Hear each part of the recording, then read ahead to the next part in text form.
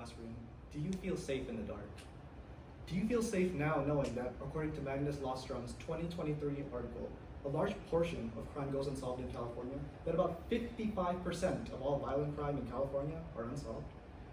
Do you feel safe knowing that you or a loved one may never receive the justice you are owed?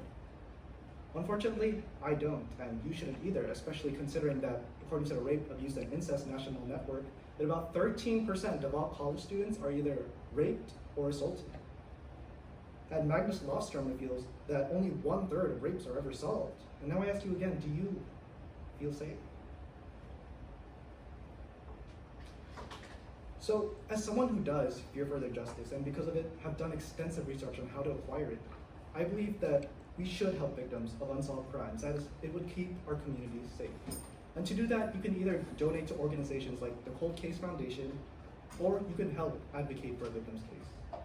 To go further, I will talk about why unsolved crime is such a problem, what we can do to help, and what will happen if we do and do not take action. So, to first understand the gravity of unsolved crimes, we first have to look how they affect their victims and their communities. According to the California Department of Justice website, from 2014 to 2013, there were about 200,000 reported violent crimes and about 1 million reported property thefts. How many do you think were solved?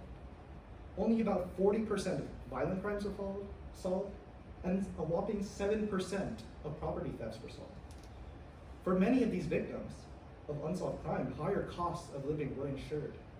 A 2024 survey conducted on US residents by University of Chicago professor John Roman reveals that unsolved crime victims have to pay for property damage, hospital visits, mental health, and long-term rehabilitation. And if you lived in the US for any amount of time, you know these are things that can financially cripple you. And now, the extent of unsolved crimes don't stop at the victims themselves, they also affect their communities.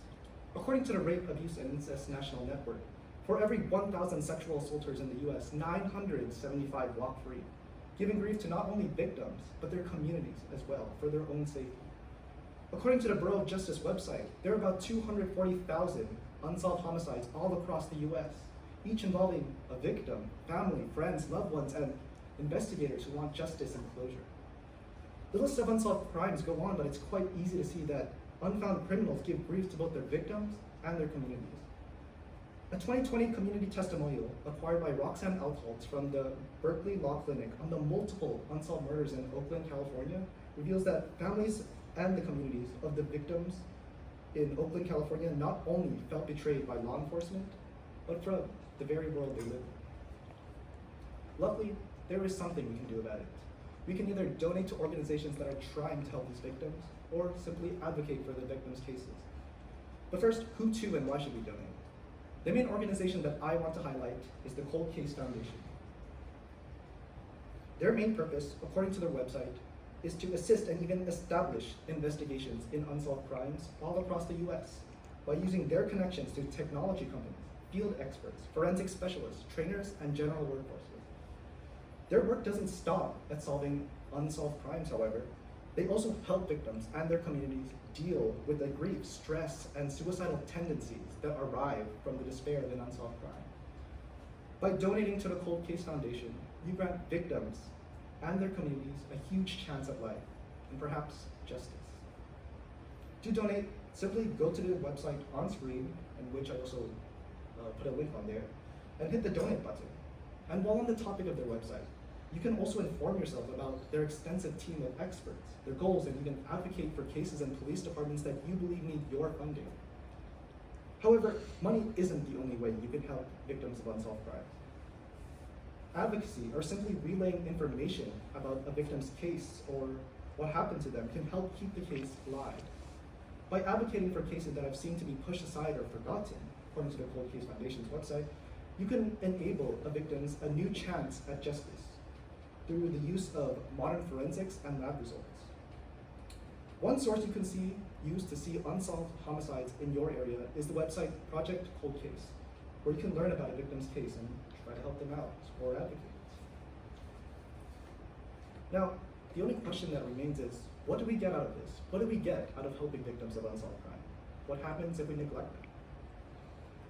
So the obvious benefit is safer communities. According to an essay called A Future of Criminology and Criminologists for the Ages by Griffith University professors Ron Hommel and Tara McGee, people engaged in actively looking out for wanted criminals creates a network of trust and shared responsibility, ultimately deterring criminal activities. With people looking out for each other, it ultimately makes public safety. On a similar vein, there will be less rampant criminals. As stated, with a network of trust and shared responsibility, it makes it incredibly difficult for serial offenders to actually attack people with information on their existence and tactics.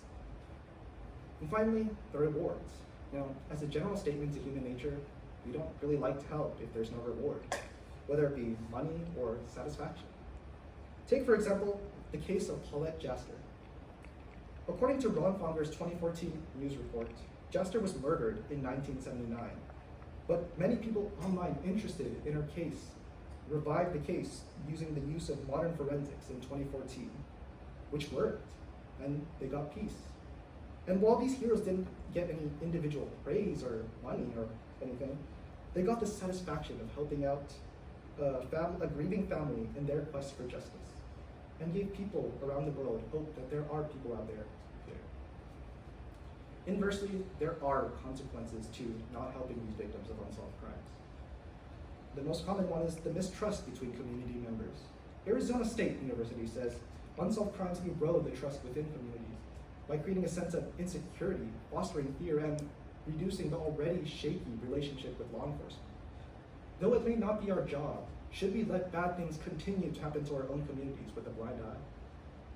And then it increases costs for everyone.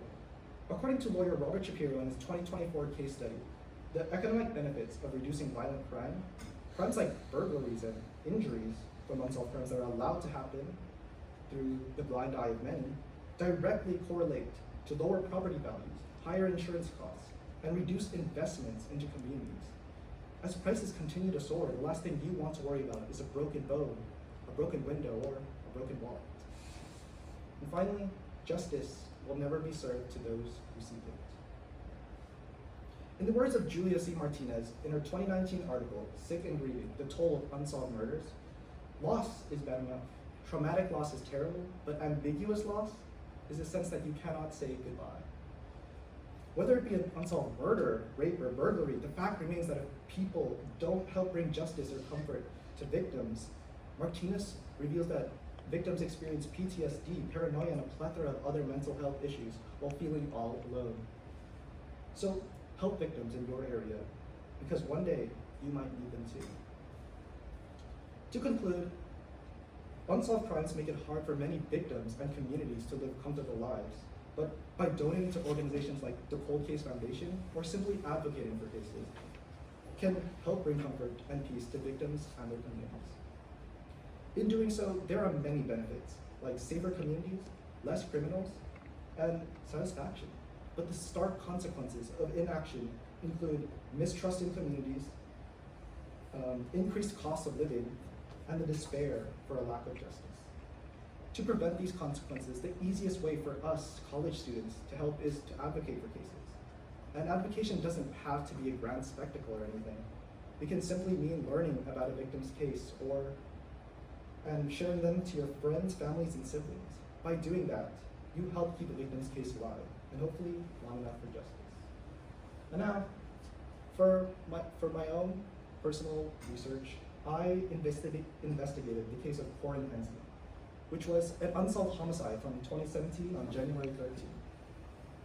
When she died only 10 minutes away from Cal Poly Pomona, and she left behind two children which are still trying to find the murderer of their mother. And I'd like to end this by making you remember that these people never chose to become victims. So we need to try and help them, and please be sympathetic.